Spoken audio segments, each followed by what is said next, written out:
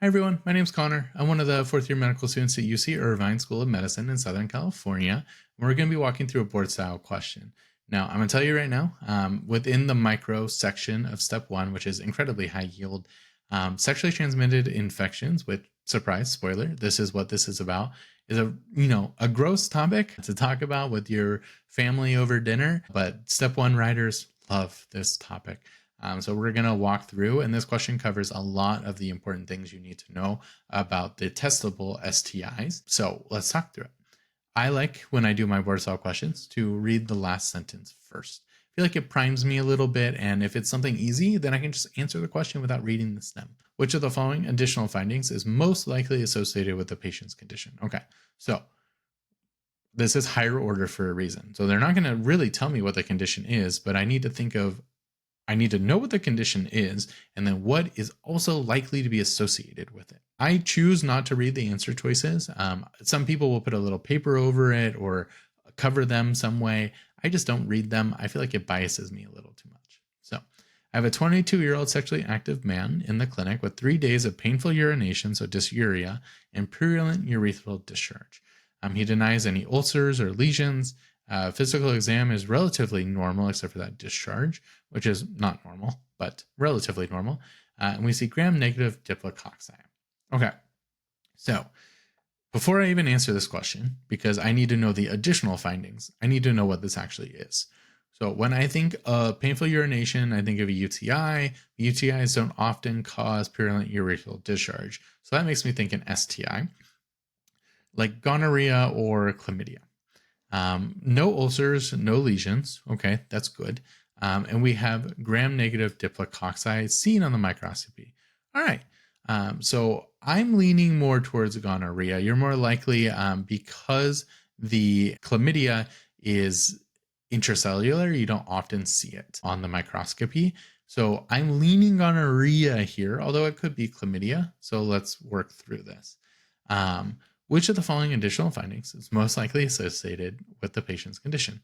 So painful swelling of one or more joints. That is septic arthritis, and that does happen with gonorrhea. Gonorrhea can travel through the bloodstream and get into your bones and whatnot. So this very much so could happen.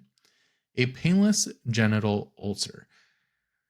All right, painless genital ulcers. Well, they told me that there are no genital ulcers, so I'm already kind of less likely on this one. But if I did have a genital ulcer, that's usually the painless ones are syphilis. So one, this doesn't sound like syphilis, and two, he has no ulcers on the exam, so less likely.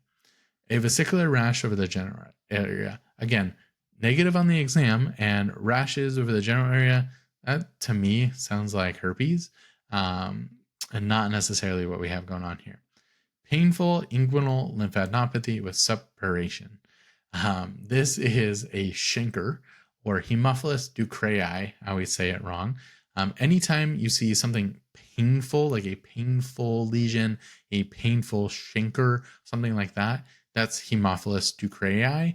The way I remember it, which I know is terrible, ducreyi, or however you say that, makes me think of crying. And it's so painful because you have a painful lesion on your penis or something like that. So that's how I remember that one. And a diffuse maculopapular rash, including palms and soles. That's also syphilis.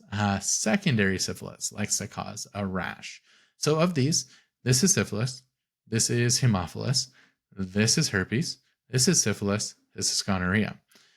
Based on everything that I have so far for just narrowing down the names of these, the urethral discharge still really makes me think gonorrhea or chlamydia. I didn't say anything on here about chlamydia, so I'm going to go with what I think is gonorrhea, which is likely associated with septic arthritis, which, hundo P, this is gonorrhea, a Neisseria gonorrhea. Neisseria, gonorrhea, and meningitis are so high yield for step 1, I can't even begin to describe it. But again, we already kind of talked about this. Choice B is syphilis or Treponema pallidum. Choice C is herpes simplex. Choice D was a chancroid caused by Haemophilus. And then choice E was secondary syphilis.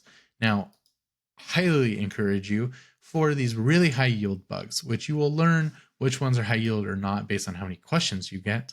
Even if you got the question right, review the sketch. I think it's worth the 1 minute to 5 minutes you're going to spend reviewing it.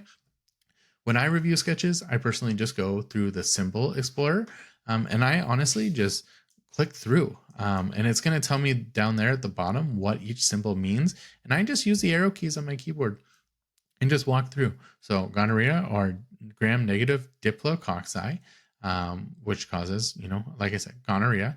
They're intracellular. They're not encapsulated. Great. They cause STIs.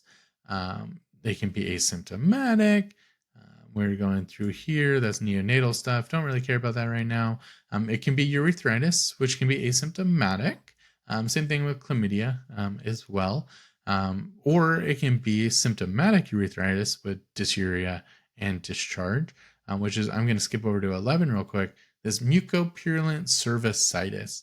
Now, that is a little bit more so having to do with females, but again, I just always remember gonorrhea is this like mucopurulence, really nasty, a lot of stuff going on. Keep going through here. Here you go, your cracked piano leg. This is your purulent arthritis, so that makes you think of joints. We get a dermatitis as well. There's some testing. We use it to treat ceftriaxone, and you have to treat for presumptive chlamydia co-infection with either doxy or macrolides, and make sure you use protection, which is not necessarily part of this video, but is always a good thing to remember.